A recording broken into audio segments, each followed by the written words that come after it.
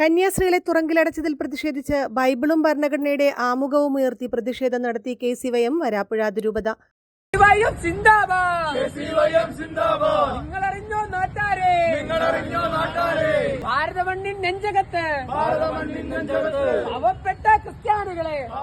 ഛത്തീസ്ഗഡിൽ മനുഷ്യക്കടത്തും മതപരിവർത്തനവും ആരോപിച്ച് sister Vandana Francis, sister Preethi Mary എന്നിവരെ അന്യായമായി തുറങ്കിലടച്ചതിൽ പ്രതിഷേധിച്ച് KCYM വരാപ്പുഴ അതിരൂപത നടത്തിയ പ്രതിഷേധ dharna Kerala CBC Yojana commission secretary father Anoop Kalathithara OSD ഉദ്ഘാടനം ചെയ്തു. രാജ്യത്തെ ന്യൂനപക്ഷ ജനതയ്ക്ക് ഇന്ന് ഭയമാണ്. ഏതു നിമിഷവും കള്ളക്കേസുകളിൽ കുടുക്കി ആക്രമിക്കപ്പെടാമെന്നും ജയിലിലടക്കപ്പെടാമെന്നുമുള്ള ഭയപ്പാടിൽ ഭാരതത്തിന്റെ സ്വന്തം മക്കൾ കഴിയുന്നത് ഭരണഘടനയെ നോക്കുകുത്തിയാക്കുന്ന ഒരു ഭരണകൂടത്തിന്റെ പരാജയമാണ്.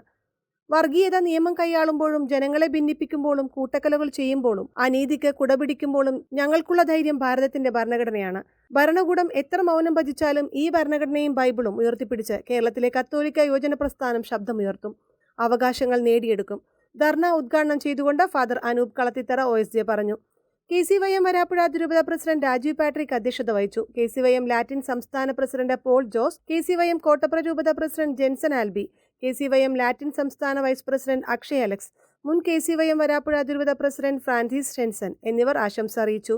KCYM വരാപ്പുഴ അതിരൂപത social political forum convener Manuel Benny നന്ദി പറഞ്ഞു. ട്രഷറർ ജോയ്സൺ PJ, എക്സിക്യൂട്ടീവ് അംഗങ്ങളായ Ferdin Francis, Jomon Antony, Amala Rose, Thaikoodam cathedral മേഖലാ പ്രസിഡന്റ് അലൻ ജോസഫ്, വിവിധ മേഖലാ യൂണിറ്റ് ഭാരവാഹികളും ധർണയിൽ സന്നിഹിതരായിരുന്നു.